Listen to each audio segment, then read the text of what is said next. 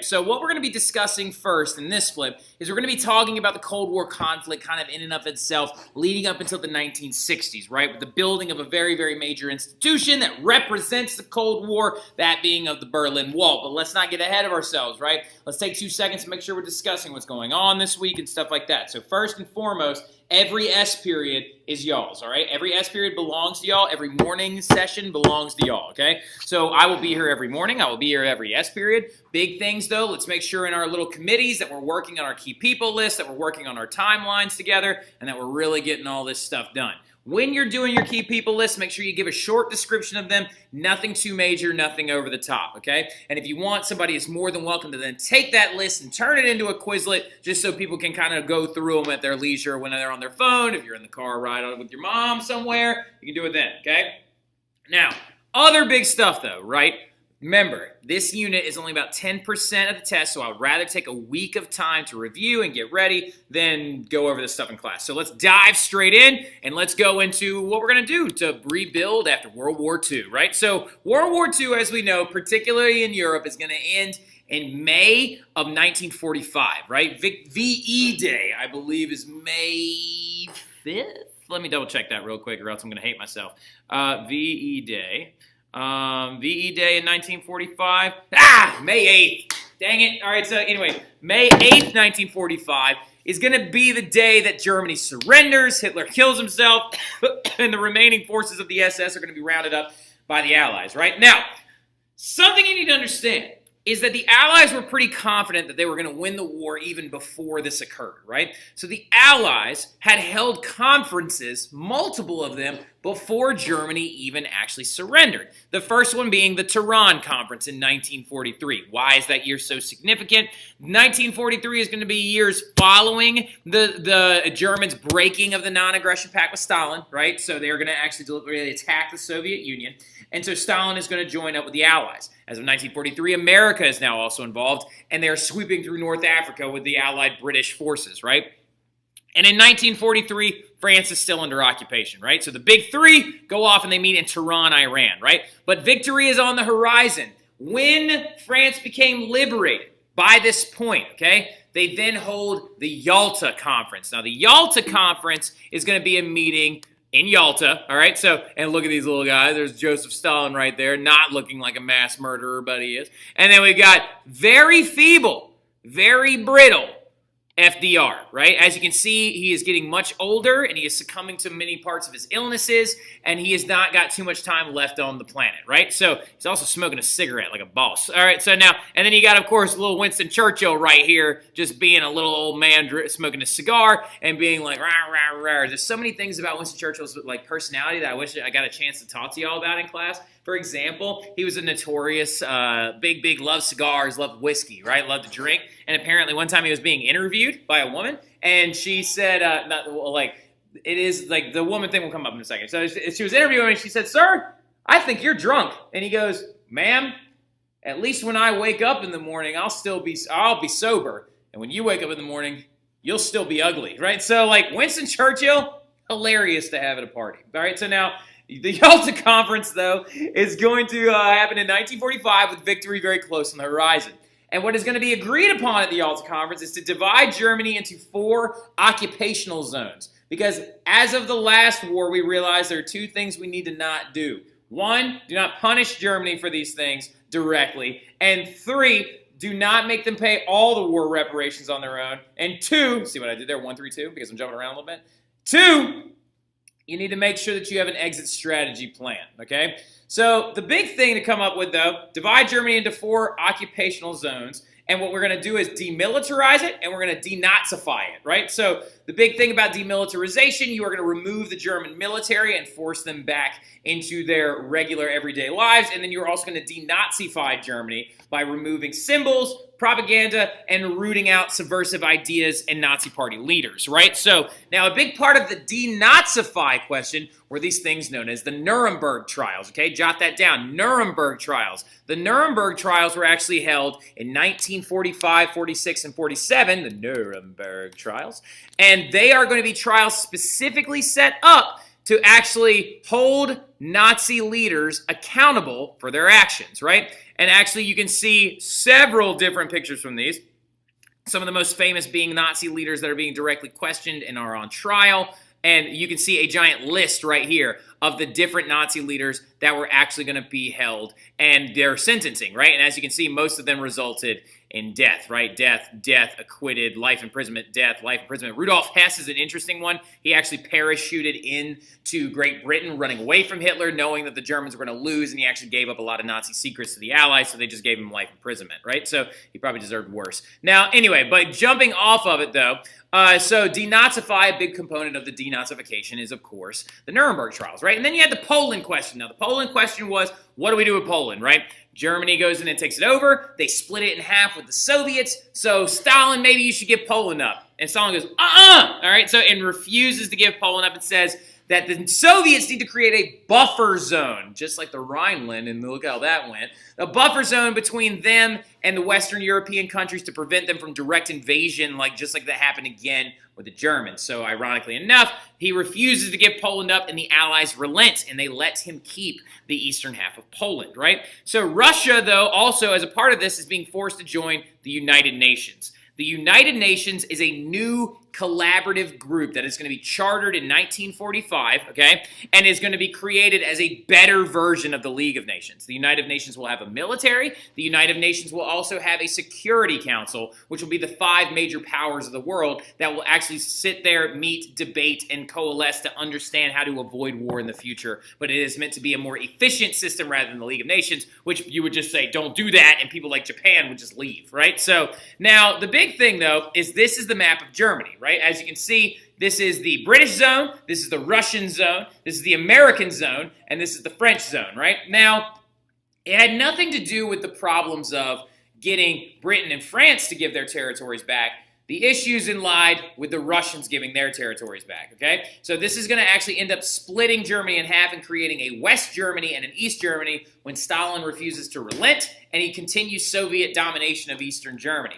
Now, interesting little thing, though, is as you can see this little nugget right here that has all these little different colors. That's the city of Berlin, right? So the city of Berlin was then also divided into 4 different sectors. So you had a West Berlin and an East Berlin, right? Now, weird thing that's going to happen is that Eastern Berlin side is going to get a wall built all the way around it, right? But then, following that, this idea, the Potsdam Conference makes it official. So this idea, this plan to divide Europe was floated out at first at the Yalta Conference, and at the Potsdam Conference, it was officially made, specifically true. There is, of course, Winston Churchill, and by the Potsdam Conference, unfortunately, FDR has died. So Harry S. Truman represented the United States at the Potsdam Conference, and then, of course, there's Old Uncle Joe, as he was called by a lot of people in the United States, Joseph Stalin.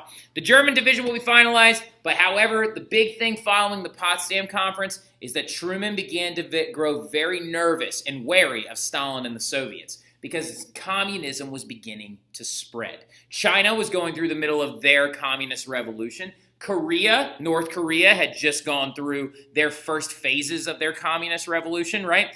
And at a commencement speech in the United States, following this meeting in 1946, Churchill stood upon a stand at an American college, the College of Westminster, and said, I have terror and deepness, sadness in my heart because an iron curtain has befell Europe, right? And so as you can see, political cartoons began to come out showing things like Stalin taking more than he actually believes he needs. So here's Europe, and China is coming into the Soviet fold as well because they're going through the middle of their communist revolution. And also looking at this over here, as you can see, Europe is growing very nervous, just like Truman is, of the encroaching Soviet and communist class under Stalin, right? So as you can see, Stalin not only controlled Soviet Russia, but also controlled all of these political and economic countries right here, like Yugoslavia, Bulgaria, Czechoslovakia, Hungary, Poland, and many other areas of the like, right? So anyway, continuing forward though,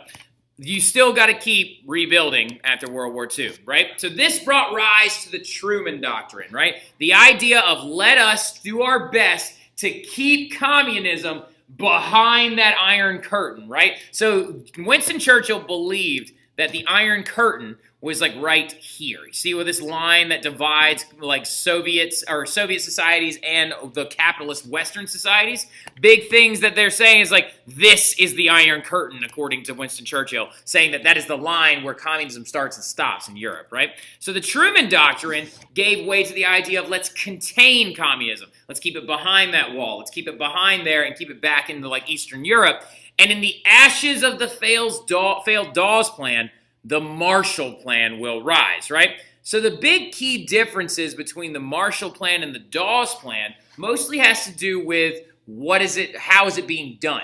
They both hinge on the same idea, though. Give money to Europe for them to rebuild themselves as fast as possible to prevent another war. But in this context, it was give Europe enough money to rebuild themselves as fast as possible, to beef up their economies, to prevent anybody in these other Western countries from wanting to convert to communism, right? Now, the other big interesting idea is that Dawes plans were loans, right? The U.S. loaned money to Germany that would then give money to France that would then eventually be paid back to us, right? In that big circular, like, havoc that we talked about in class. And then when the stock market crashed, the Dawes plan, like, funds went right there with it, right?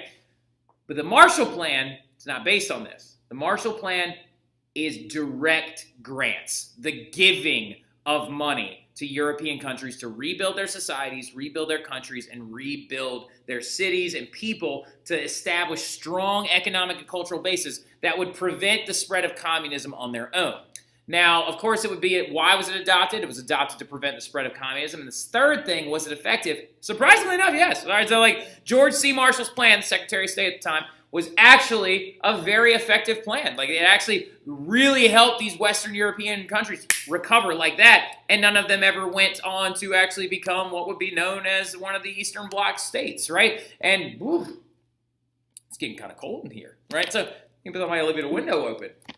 The Marshall Plan is considered the start of the Cold War, right? Because the Marshall Plan set in stone that really long line right there known as the Iron Curtain, right? So the Iron Curtain would be the dividing line now between coalitions of countries that would actually line themselves up based on these two new names, right? So all of your Eastern countries over here entered into this thing known as the Warsaw Pact, right? The Warsaw Pact was a coalition of countries that believed in strict socialist, intense communistic ideas when it comes to regulation of economies, regulation of people, and the regulation of the middle class.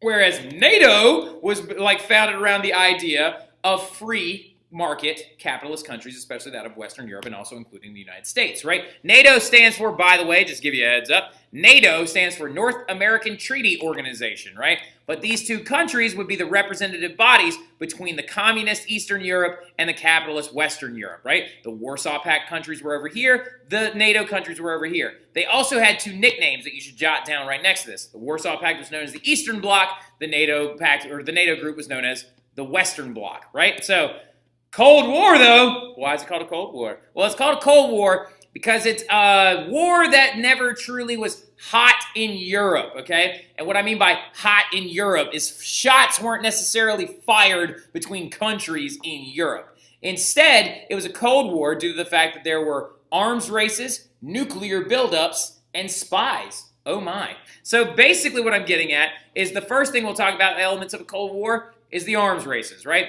The United States and the Soviets began to compete against one another to try and create as much military surplus stock as they possibly could in case they ever actually went to war, and they, funnily enough, never even ended up using it. Well, the Americans ended up using it in Vietnam, but like the Americans never used it against Soviet targets directly, right? So the arms races is just general military buildup, much like the arms race we talked about in World War I with the Anglo-German arms race, right? Except the Anglo-German arms race was about boats. Now look, then we've also got nuclear weapons, okay? Some of you are like, but Mr. Terry, I thought that America only had nukes. No, false. As of 1949, the Russians tested their first successful nuclear device, right? So the Russians began to build up nuclear arms as fast as possible. Now, the Americans already had this process streamlined, and we ended up having like twice as many of them by the time the nuclear arms race was over, and they never stood a chance at actually building as many as we are. But unfortunately, they're glorified paperweights due to a thing that we're about to talk about here in 2 seconds, mutually assured destruction. Now, anyway, and then spies. Ooh. So some people believe that there was a giant coalition of spies that were actually spying in Russia for the Americans and spying in like Western Europe for the Soviets. And several would be accused in the United States. Some would be rooted out in the Western countries. But apparently this was all very real. And this one right here, these are the Rosenbergs. This is the Rosenberg couple. Both of these people will be put to death for espionage, right? And apparently his son has recently come out and said that there's probably a good chance that Joseph Rosenberg was actually, or was it Edward Rosenberg? Well, the male Rosenberg, Mr. Rosenberg, actually probably was a Soviet spy, but his wife, Mrs. Rosenberg, had no idea, right? But she ends up getting electrocuted to death via the electric chair regardless, right? So the accusation of different people being spies becomes a very, very big thing, right? And also you see a blow up in propaganda as well, right? Stop communism, it's everybody's job. And you've got this guy right here who is saying like the swords of democracy will fight against like the era of communism. And this right here I believe is supposed to be the Philippines. Now, anyway, so really, really quick, then you have this, right, the spreading of communism, right? As you can see, this is Russia over here in the east, and Lenin is saying forward, and to spread communism forward into the western territories of Europe, right? So, also, you've got some shenanigans going on between these different countries. This one's one of my favorite ones. This is the Berlin airlift, right?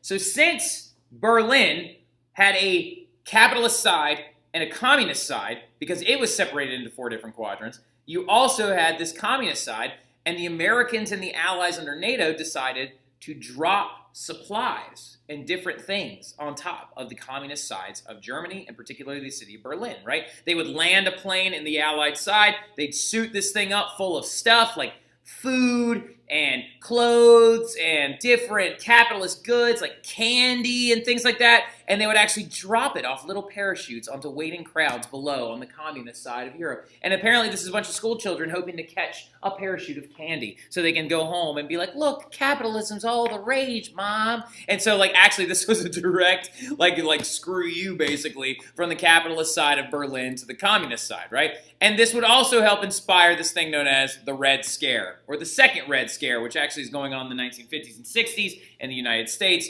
and this fear of communism that is about to encroach upon us and is going to come and take all of our things from us and things like that. So this Cold War revolves around arms races, nukes, spies, apparently. There was another spy, too, that was accused. Alger Hiss was a big one.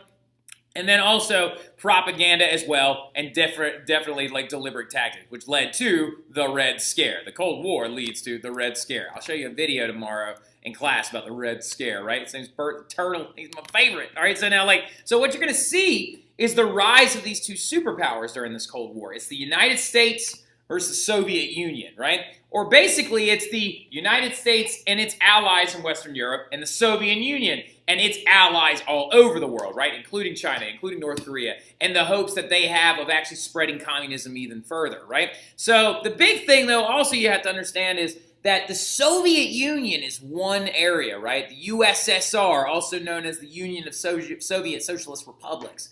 But the Soviets still dominated some other places as well. So if we go all the way back, to that propaganda or the political cartoon I was showing you of Stalin, looking like he's stretching over Europe and stuff like that. If we go all the way back to this real quick, you'll see what I'm talking about. So Stalin did not technically own these Eastern Bloc countries because they weren't in the Soviet Union, but however, the Soviet military and the Soviet, and the USSR army dominated them.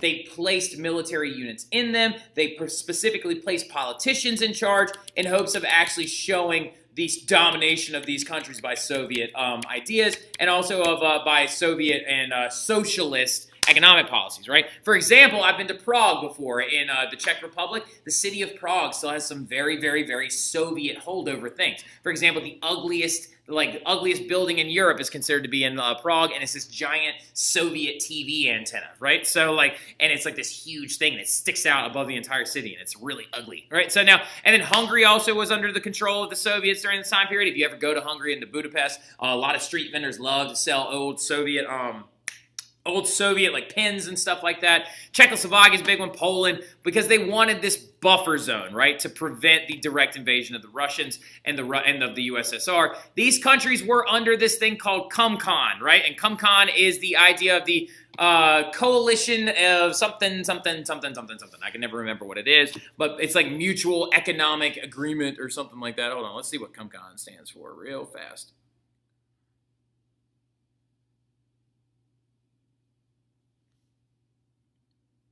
Oh, here we go. CumCon actually is supposed to be abbreviated to CMEA in English. That is the by name, but it means the Council for Mutual Economic Assistance, right? So basically, Hungary, Czechoslovakia, and Poland are under this Council of Mutual Economic Assistance by the Soviet Union, and they're trying to prevent the spread of capitalism into the USSR by creating this big buffer zone, right? So these countries, since they were under CumCon, though, are going to probably eventually be like, hey, bro, how do you like my new Levi's? Well, under Soviet rule, you're not allowed to wear jeans because they're a product of the dirty, rotten capitalist pigs, right? So, like, the big thing, though, for example, is because of this stuff, there is going to be multiple different uprisings against this, right? So the suppression of freedoms that are going to occur in Soviet-dominated places like Hungary, Czechoslovakia, Poland, we'll talk about Hungary and Czechoslovakia specifically here in a minute, are going to kind of strike fear into many of those NATO states, right? Now, an interesting thing happens, though, in 1953, and Stalin dies, right? Stalin dies, and this guy takes over. His name is Nikita Khrushchev, right? You mad, bro? Well, Nikita Khrushchev is entering into a very interesting dilemma, right? So he has got to now take on the fact that he is the very first premier of the Soviet Union, post-Stalin and post-personality cult created by Stalin. So the first thing that Nikita Khrushchev realizes is that the Soviets have entered into a period known as MAD with the Americans, and the Americans have entered into it with them as well. And what that means is mutually assured destruction, in the sense that stop building up all these nuclear arms, because if we all have this many and I fire one at you and you fire one at me, we're all dead, right? So we basically now have all these nuclear arms as giant paperweights, right? So, but that's mutually assured destruction, and the policy will be adopted under Khrushchev. But he does take on a bigger thing. He wants to de-Stalinize, much like the Allies denazified Germany. He wants to create a new USSR. First and foremost, he wants to dismantle the image of the premier. And what I mean by the premier is the leader of the Soviet Union. Here is Vladimir Lenin. He was the premier. Here is Joseph Stalin. He is the premier. And notice really quickly that they are being glorified and cultified with these two guys right here, Karl Marx and Frederick Engels. He wants to get rid of this. He wants to move away from that, and he wants to move to a different understanding of the premier, that he is an official of a country with some type of economic policy. So he begins to kind of just bring a softer image of the entire premier person, right? Now, also, he wants to disassociate the USSR with extremism, and with the extremism under Stalin, like the Great Purges, right? He wants to create a place that doesn't look so intensely gory and genocidal on the outside, right? So he wants to disassociate with that. And another big thing is he also believes in disassociating with extremism. We must close the gulags. So he closed the gulag work camps that Stalin used to use for a very, very long time to punish the people in his Great Purges. He also wants to disassociate the extremist idea of killing all the kulaks and stuff like that. So now some of y'all are like, oh, Khrushchev, you're a nice guy. Well, is he nice or is he not? Because there's going to be some revolts, right? So, like, under the CumCon stuff, you have to understand that some people are going to decide to revolt against Soviet oppression and Soviet rule because it strips away and takes away the choice of normal people, right? Where you do this, where you do that, where you buy your goods, how you get your goods, how much you work, how much you're taxed, how much you're this, how much you're that. So this stuff is what kind of scares a lot of modern-day capitalists in a lot of ways because they don't want those things to happen. Now, that's not the ideas of socialism. That's the ideas of an oppressive USSR placing restrictive boundaries on freedoms within these countries that they control. This right here, for example, is a very famous shot from the Hungarian student revolt that took place in 1956. A very popular image of the Hungarian student revolt was taking the communist symbol from the flag of Hungary and cutting it out. As you can see, there was a flag with a hole in it. And then also, right here, you can see a very, very famous memorial from the Hungarian student revolt. All of these little black balls are actually markers for where bullets hit this building, because the Soviets came in and forcefully suppressed and destroyed the Hungarian student revolt and actually killed people in the streets. And if you ever get a chance to go to Budapest, there are memorials for it everywhere, right? And then, of course, right here is the Prague Spring, which happened in 1968, another very, very large uprising against Soviet rule that occurred in Prague in the Czech Republic. It would also be forcefully suppressed by the Soviets, though, okay? So the Soviets would actually send their military in, and they would actually, like, stop these uprisings, 100%, okay? And they would use violence to do so. So you might have de-Stalinized Russia and the USSR, Khrushchev, but you're still kind of mean, and you're, like, destroying people's right to freedom of speech and stuff. Now, anyway, so the 1960s, though, another big problem presents itself. The Truman Doctrine is failing, okay? Because communism is spreading. Communism is now officially spread to China because they have gone completely communist as of their 1939 revolution, to North Korea, to Vietnam. As of 1955, the northern territory of Vietnam begins to try and go to communism under their leader, Ho Chi Minh, right? But a big one that happened is Cuba, right? So as you can see right here, here is Khrushchev and here is Castro, because Cuba went to communism as of 1961. Now, this is going to lead to the classification system of first, second, and third world countries, right? First world countries were capitalist countries that could be allies with the United States. They were decently developed, and they were actually capitalist in government nature and economic nature as well.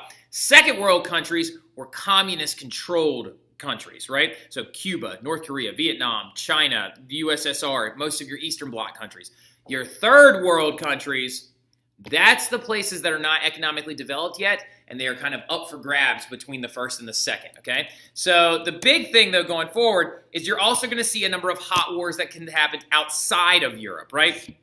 Those big ones being the Korean War, which happened between American forces and the communist-controlled forces of North Korea, also with the aid of the Communist Party of China as well. The Korean War is going to be a big thing you're going to learn about next year a lot. The Vietnam War, which lasted for 20 years and led to the death of 50,000 different American soldiers. The Vietnam War lasted from 1955 to 1975. That's going to be a hot war against communism that occurs, and that's a part of the Truman Doctrine, right? The idea of if someone, so you have to understand, there's like the Stalin Doctrine and the Truman Doctrine. The Truman Doctrine was like, if anybody tries to go communist, we're going to go in there and try to stop it using force. And Stalin's idea was this: if any of our countries try to go capitalist, we're going to go in there and stop it using force, right? And then there was also the Soviet invasion of Afghanistan, which was actually heavily protested at this game, the miracle game that happened whenever the U.S. won the Olympic gold medal in the 1980s. So the big thing, though, you have to understand is the last thing is how do you deal with defectors, right? So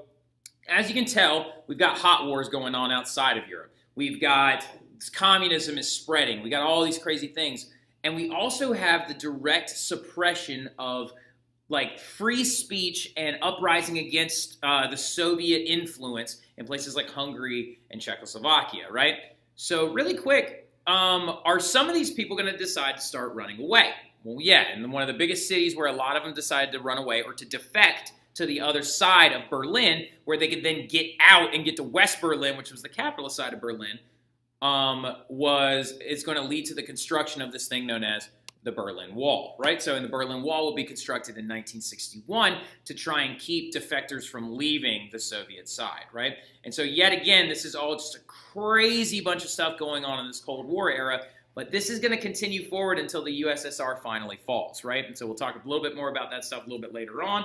That is a great crash course video number 1. I'll see y'all soon for the big meat and potatoes part in the middle, and then a very short one at the very end. Y'all are doing great. You're going to kill this AP test. I also have a couple of links down in the description below about how to write your DDQ, how to write your LEQ. Y'all have a good one.